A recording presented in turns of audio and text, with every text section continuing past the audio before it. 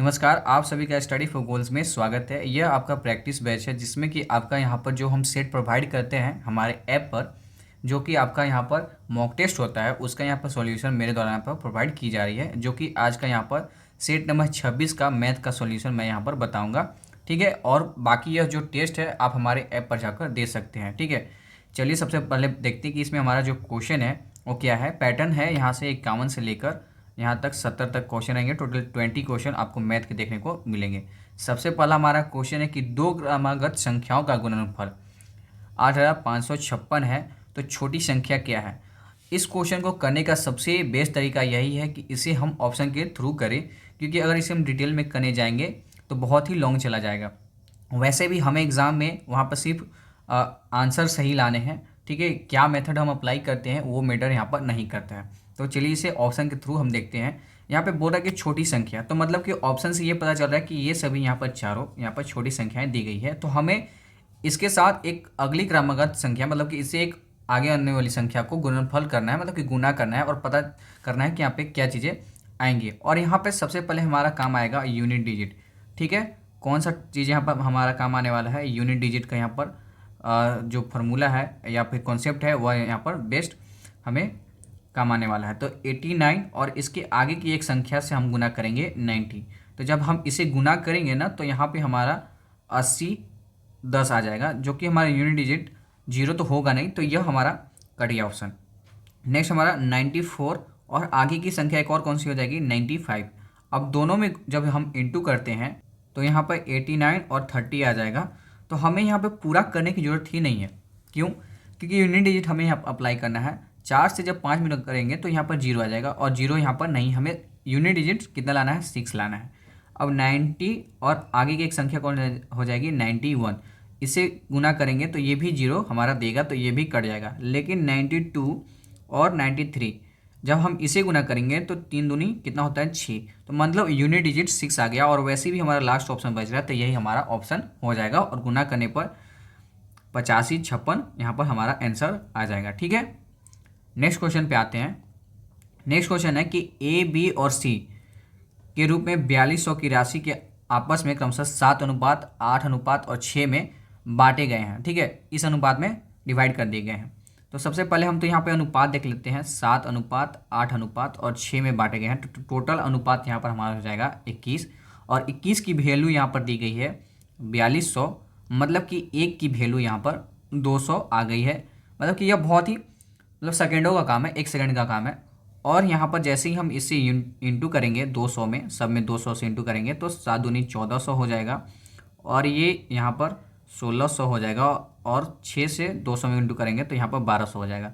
मतलब कि हमें यहाँ पर ये चीज़ें पता चल गई कि इसे 1400 और इसे 1600 और इसे 1200 रुपये दिए गए हैं। इस तरह से यहाँ पर डिवाइड कर दिए गए हैं। नेक्स्ट जब हम अप्रोच पे आते हैं तो नेक्स्ट अप्रोच पे हमें यहाँ पर देखने को मिलता है कि आगे बोल रहा है कि यदि उनके प्रत्येक शेयर में 200 की राशि ऐड कर दी जाती है। ठीक है, उसमें प्रत्येक में मतलब कि इसमें भी प्लस 200, नेक्स्ट वाले में भी 200 और 1200 में भी 200 ऐड कर दिया जाता है। तो इनका टोटल अमाउंट इस तरह से हो जाएगा 1600 और यहाँ पे 1800, और नेक्स्ट हमारा हो जाएगा यहाँ पर 1400।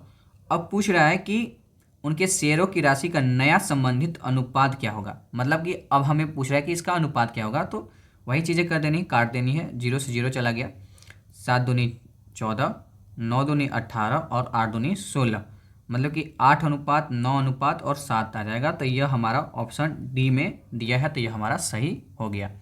नेक्स्ट क्वेश्चन पे आते हैं। एक परीक्षा में उत्तीर्ण होने के लिए कुल अंकों में से 310 अंक प्राप्त करना आवश्यक है। मतलब कि जो भी अंक दिए हैं, लेट्स से कि x अंक है और उसमें से 310 अंक प्राप्त करने ही है, यह अनिवार्य है, नहीं तो आप फेल हो जाएंगे। एक छात्र ने 28% अंक प्राप्त किए और उसे 93 अंकों से अनुत्तीर्ण घोषित कर दिया गया। अब ऐसा समझिए कि 100 मार्क्स का एग्ज़ाम है और बोला गया कि आपको 70 नंबर लाने ही है, अगर नहीं लाओगे तो आप फेल हो जाओगे। आपने कितने लाए 50% अंक लाए, तो 50% 100 का कितना हो जाएगा 85 हो जाएगा। और आप कितने अंकों से फेल हो रहे हो 20, तो इसमें क्या हम ऐड करेंगे ना 20, तो प्लस 20, मतलब कि 20 यहाँ पर ऐड करेंगे। तो इसी तरह से यहाँ करेंगे, यहाँ पर लिखेंगे जो भी अंक था उसको 1 मान लेते हैं, इनटू 28/100, ठीक है। और कितने अंकों से हम यहाँ पर फेल हो रहे हैं, तो 93 मार्क्स से। और बराबर कितने अंक हमें लाने हैं, तो 310। अब हम इसे यहाँ पर अप्लाई करते हैं, तो इसे हम यहाँ पर सॉल्व करते हैं। तो 28x/100 और इधर जाके 310 माइनस 93 हो जाएगा। तो यहाँ पे जब इसे सॉल्व करेंगे तो यहाँ पर आ जाएगा हमारा 217, ठीक है। तो 28/x100 बराबर 217। और इसे जब हम काटेंगे ना, जब यहाँ से इसे डिवाइड करेंगे तो हमारा लगभग 7.75 देगा।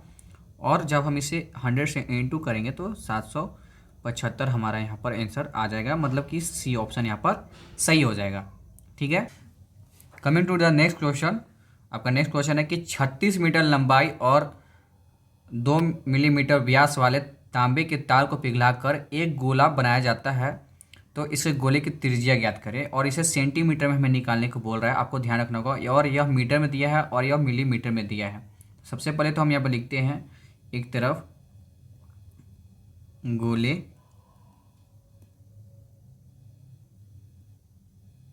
का आयतन और दूसरे साइड भी लिखते हैं तार का आयतन। तार का आयतन कहने का अर्थ है, यहाँ पर मैं लिख दे रहा हूँ साइड में, बेलनाकार, ठीक है। तो इसे यहाँ पर फॉर्मूला बेस्ड करते हैं। 4/3 पाई आर क्यूब होता है गोले का आयतन, और यहाँ पे बेलन का आयतन होता है pi r square h, pi r square H.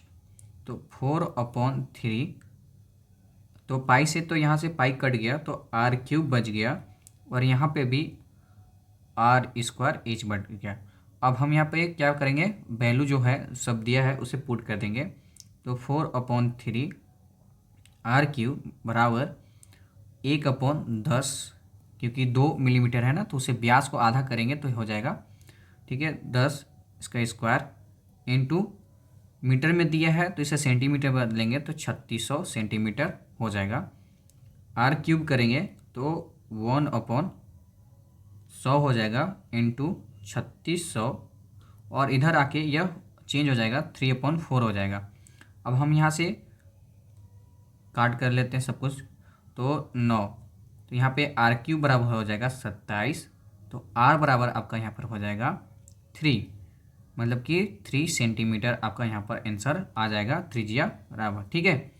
Next question है, यदि एक आयत की लंबाई में 10% की वृद्धि की जाती है तो आयत की लंबाई बराबर हो जाएगा 10% की वृद्धि की जाती है, मतलब कि फ्रैक्शन होता है 1/10, मतलब कि 10 से उस चीज़ को 11 कर दिया गया। और आगे बोल रहा है कि इसकी चौड़ाई में 10% की कमी की जाती है, तो आयत की चौड़ाई बराबर 10%, मतलब कि इसमें -1/10 कर दी जाती है, तो मतलब कि 10 से कोई चीज़ 9 हो जाती है। अब कर देते हैं, आयत का जो एरिया होता है वह L इंटू बी होता है, ठीक है। तो ये हमारा आपको ध्यान रखना होगा।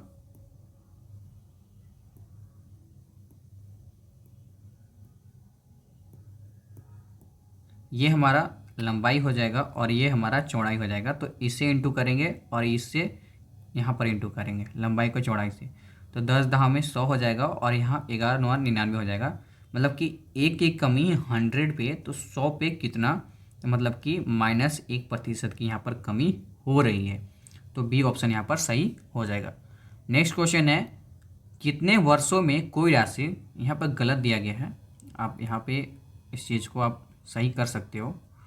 यहाँ पर दिया गया है 6.1/4% साधारण ब्याज के प्रति वर्ष के दर से दोगुनी हो जाएगी। मतलब कि प्रिंसिपल अगर 1 है तो अमाउंट कितनी हो जानी चाहिए, 2, मतलब कि एसआई कितना लगेगा, उस पर 1 लगेगा, ठीक है। इतना आपको ध्यान रखना है। तो यहाँ पर एसआई का हम फार्मूला लगा देंगे, ठीक है। एसआई का फार्मूला होता है P/T/R/100, ठीक है।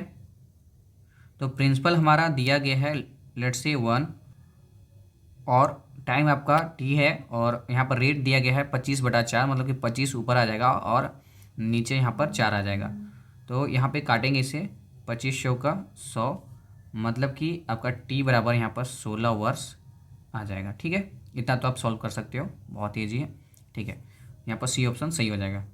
नेक्स्ट क्वेश्चन है, कितने वर्षों में 800 की राशि 10% वार्षिक चक्रवृद्धि ब्याज, मतलब कंपाउंड इंटरेस्ट है, मतलब कि अर्धवार्षिक यहाँ पर संयोजित किया जा रहा है, चीज़ों को आपको ध्यान रखना है, पर इतना हो जाएगा। तो इस क्वेश्चन को हम देखते हैं। 800 की राशि है और 926.1% हो जानी चाहिए, मतलब कि ये प्रिंसिपल हो जाएगा और ये आपका अमाउंट हो जाएगा। ठीक है, आगे हम इसे करते हैं 3 साल में लगभग हम देख सकते हैं, और इसे इस तरह से कर देंगे क्योंकि एक पॉइंट हटाने के लिए हमने यहाँ पर 0 बैठाया। तो ये किसका क्यूब हो जाएगा, 20 का क्यूब हो जाएगा, और यह क्यूब हो जाएगा 21 का। आपको क्यूब याद होनी चाहिए। तो टी बराबर हमको यहाँ पर दिख गया कि 3 हाफ ईयरली हमें यहाँ पर दिख रहे हैं। ठीक है, जब हम इसे सॉल्व किया, अभी कुछ हमने नहीं किया है, बस 800 को प्रिंसिपल लिखा है और मिश्र धन को एक साइड लिख दिया है, और जो पॉइंट हटाए उसके बदले में यहाँ पर 0 ले लिए, और लगभग यहाँ पे क्यूब हमें दिख रहा था क्योंकि यह 8020 का क्यूब है और यह 21 का क्यूब है। ठीक है, इतना हमने अभी तक किया। तो कुल वर्ष के लिए हम यहाँ पर करेंगे, कुल वर्ष के लिए। तो यहाँ पे कुल वर्ष हो जाएगा 3/2, क्योंकि हाफ हमने लिया है तो हो जाएगा 1/2 वर्ष, मतलब कि 1/1/2 वर्ष हो जाएगा। तो यहाँ पर आपका ऑप्शन ए सही हो जाएगा। चलिए नेक्स्ट क्वेश्चन पे आते हैं। नेक्स्ट क्वेश्चन है कि 100 मीटर की दौड़ में कमल ने विमल को 5 सेकंड से हरा दिया। तो यहाँ पर लिखेंगे कि 100 मीटर के यात्रा करने में कमल द्वारा लिया गया समय हो जाएगा आपका यहाँ पर 100/5, मतलब कि 20 सेकेंड यहाँ पर टाइम लिया जाएगा। किसके द्वारा, विमल के द्वारा, और एक्स्ट्रा समय और कितना लिया था, +5, तो यहाँ पर टोटल सेकेंड टाइम हो जाएगा उसका 25 सेकेंड। ठीक है, नेक्स्ट आगे बोल रहा है कि यदि कमल की गति 18 किलोमीटर प्रति घंटा है, तो कमल की गति 18 किलोमीटर प्रति घंटा है, तो इसे मीटर पर सेकंड में बदलेंगे। तो 18 × 5/18, मतलब कि मीटर पर सेकंड में बदलने के लिए 5/18 से यहाँ पर इंटू किया जाता है। तो काटेंगे तो 5 मीटर पर सेकंड आ जाएगा हमारा यहाँ पर किसका गति, कमल की गति। ठीक है, मीटर पर सेकंड में। अब आपसे आगे पूछ रहा है कि विमल की स्पीड याद करें। तो विमल की गति बराबर हो जाएगा 100/25, मतलब कि 4 मीटर प्रति सेकेंड। तो उसे किस में बताना है, किलोमीटर में। तो 4 × किलोमीटर में बदलने के, मीटर पर सेकेंड बदलने के लिए क्या करेंगे, 5/18 से करते हैं। और आपसे अगर बोलेगा किलोमीटर प्रति आवर में बताएं तो आपको 18/5 से करना है, मतलब उल्टा कर देना है। तो 18/5, तो यहाँ पे आ जाएगा 14.4 किलोमीटर प्रति घंटा। तो आपका यहाँ पर सी ऑप्शन सही हो जाएगा। नेक्स्ट है हमारा क्वेश्चन, 240 मीटर लंबी एक रेलगाड़ी 3 किलोमीटर प्रति घंटा की गति से विपरीत दिशा में चल रहे एक व्यक्ति को 10 सेकंड में पार करती है। तो ट्रेन की यहाँ पे हमें क्या बतानी है, गति बतानी है। तो इसे हम इस तरह से अप्रोच करेंगे, कुछ नहीं करेंगे, यहाँ पे बहुत ही इजी है। लेट्स से कि ट्रेन की गति,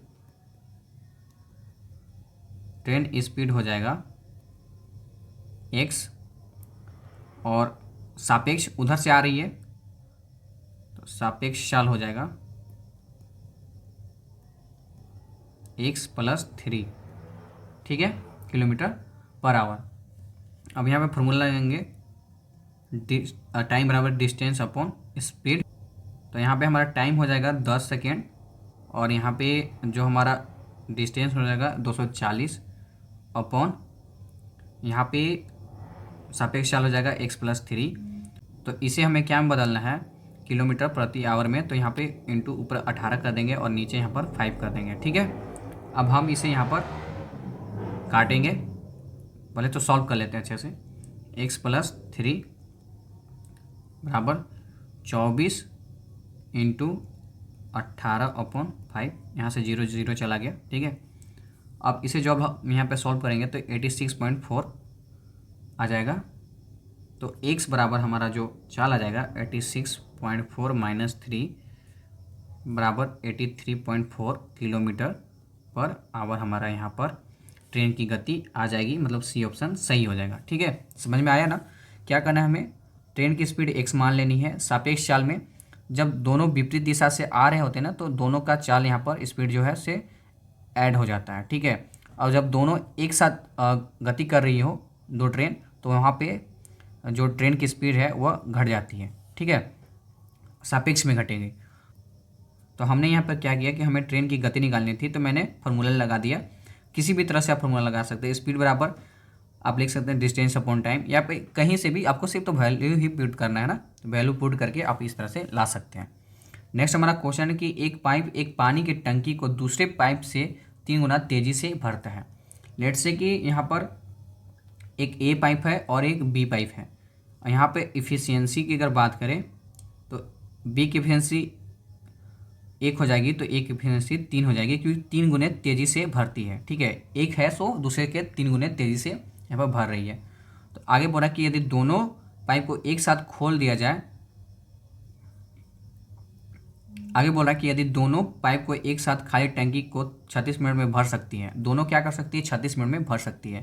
तो टोटल यहाँ पर जो टाइम लिया जाएगा वह हो जाएगा 3 + 1 × 36, मतलब कि 4 × 36 बराबर हो जाएगा 144 मिनट। ठीक है, टोटल टाइम इतना लिया जाएगा। बोला कि धीमी गति वाले पाइप हमारा यहाँ पर 1 हो जाएगा। अकेले टैंक को भरने में कितना समय लेगी, यहाँ पे 9 नहीं है, सॉरी, यहाँ पे कितना समय लेगी, ऑब्वियस सी बात है। और यहाँ पे आपसे पूछ रहा है इसको पूरा निकाल के आवर्स में और मिनट में बताना है।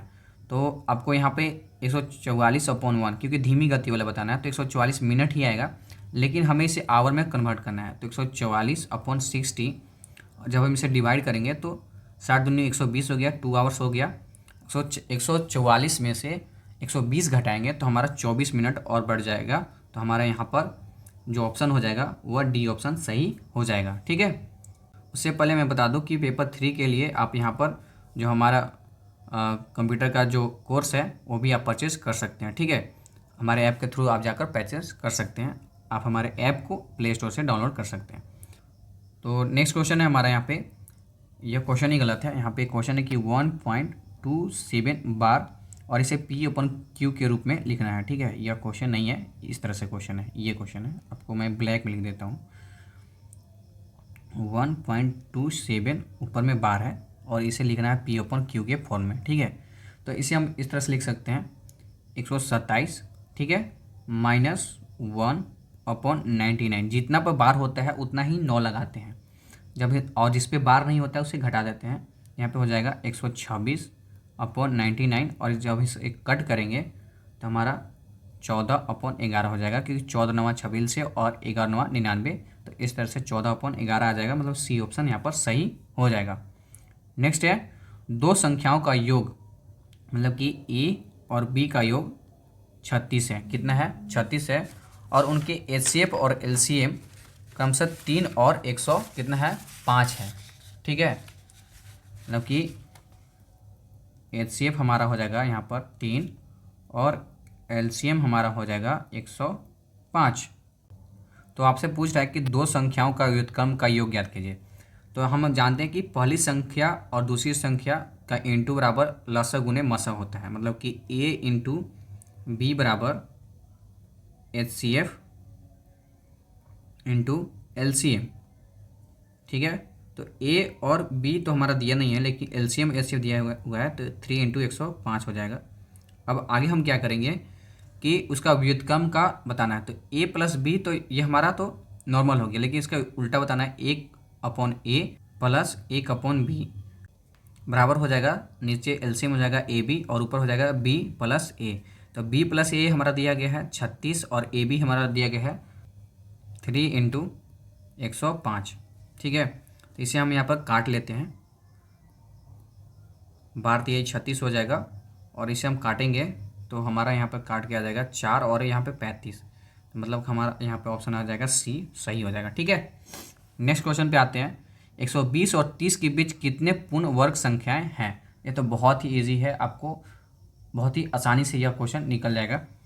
120 के आगे 121 होता है जो कि 11 का स्क्वायर होता है, और 300 से पहले जो स्क्वायर होता है वह 289 होता है जो कि 17 का स्क्वायर होता है।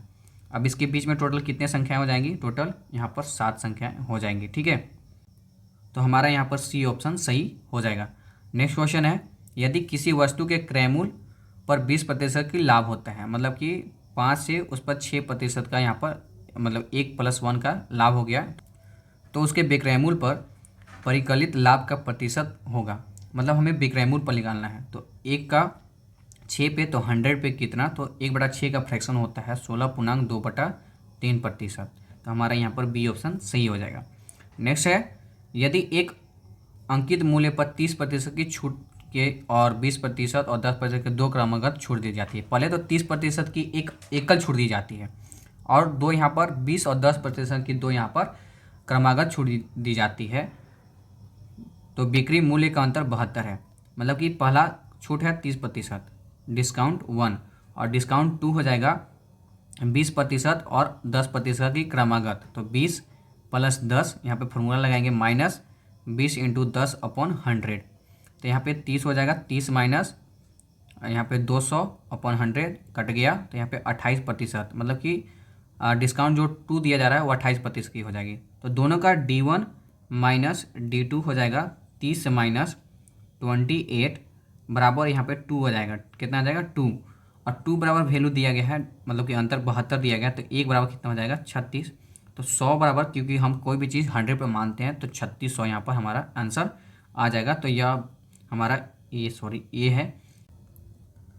एक बल्लेबाज ने 11 पारियाँ खेली। यदि 12वीं पारी में वह 90 रन बनाता है, 12वीं पारी में वह कितने रन बनाता है? यहाँ पर वह 90 रन बनाता है। ठीक है, और वहाँ उसकी औसत में 5% की कमी होती है। जैसे ही उसने 90 रन बनाया तो उसके 5% की यहाँ पर कमी हो गई।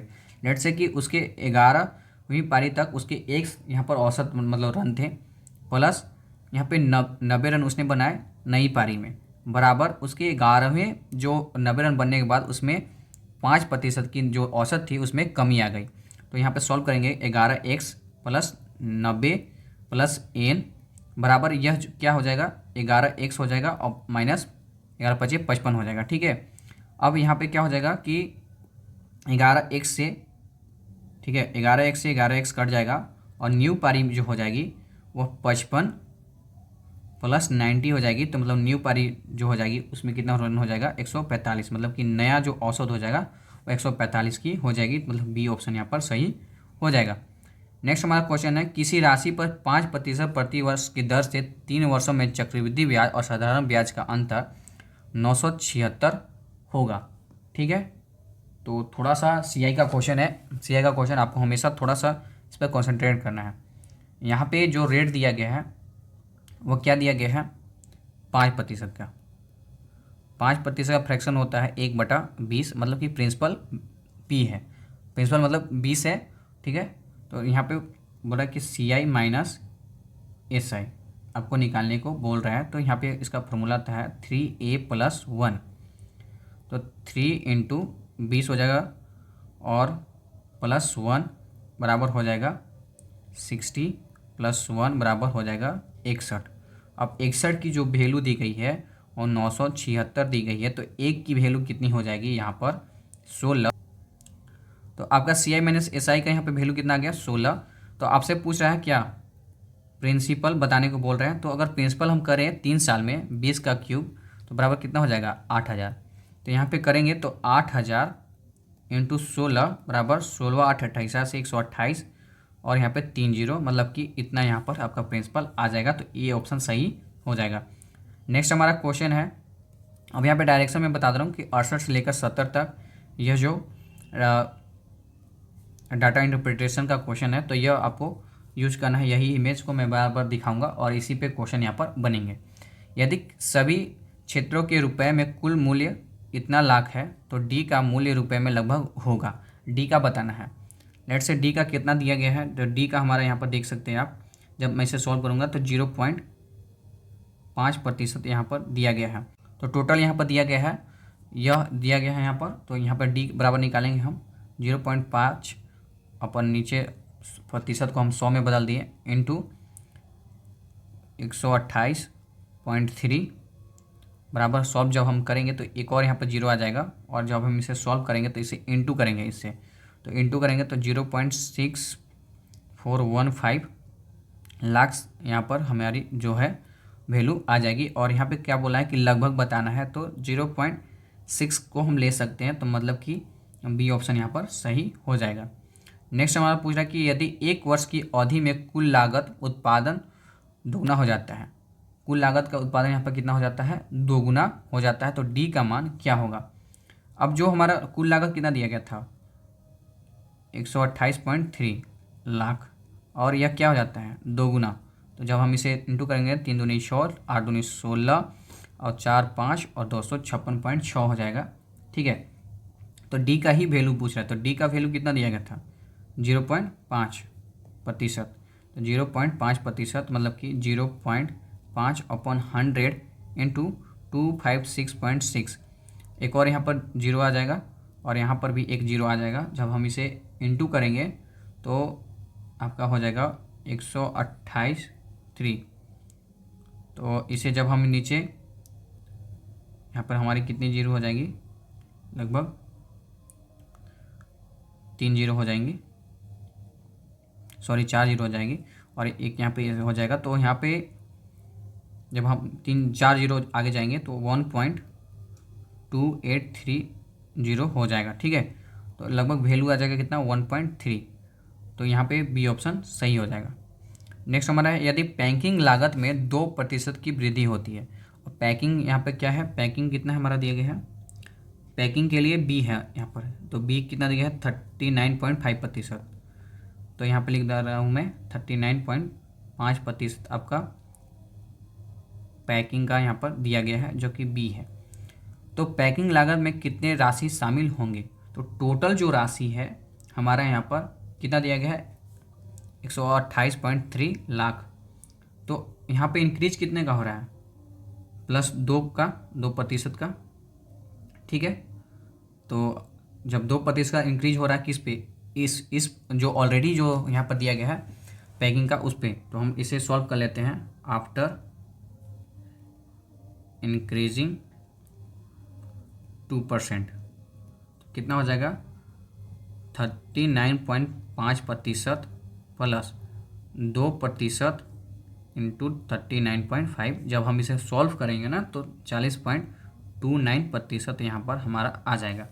तो अब से बी का वैल्यू पूछ रहा है, तो 40.29/100 इंटू प्रतिशत को हमने 100 में बदल दिया, और 128.3 हो जाएगा। इसे सॉल्व करेंगे तो 51.69 लाख रुपए यहाँ पर हो जाएंगे, मतलब कि यहाँ पर लगभग आपसे जो पूछ रहा है यहाँ पर सी ऑप्शन सही हो जाएगा, 52 लाख रुपए हो जाएंगे। ठीक है, तो यह जो क्वेश्चन थे आपके मैथ से थे, सेट नंबर 26 से। साथ ही साथ आप यहाँ पे पेपर 3 के लिए यहाँ पर आप फुल लेंथ टेस्ट परचेज कर सकते हैं, और बाकी ये क्लासेज है जो कि हमारे द्वारा प्रोवाइड की जा रही है आपके एग्ज़ाम में अच्छे मार्क्स लाने के लिए। हमारे द्वारा बहुत ही ज़्यादा प्रयास किया जा रहा है, और झारखंड सामान्य ज्ञान की भी आप यहाँ पर टेस्ट सीरीज परचेज कर सकते हैं, क्योंकि झारखंड में सबसे ज़्यादा रोल इसी का रहता है। उसके साथ झारखंड भूगोल का भी यहाँ पर बुकलेट आपको दिया जा रहा है, और 50+ फुल मॉक टेस्ट आपको खोटा के दिए जा रहे हैं, उसे आप परचेज कर सकते हैं। और अन्य हमारे सोशल मीडिया हैंडल्स है जहाँ पर आप हमें फॉलो कर सकते हैं। मिलते हैं जल्दी नेक्स्ट रिवीजन क्लास में, प्रैक्टिस बैच में। तब तक के लिए जय हिंद, जय झारखंड, जोहार। Thanks for watching this video.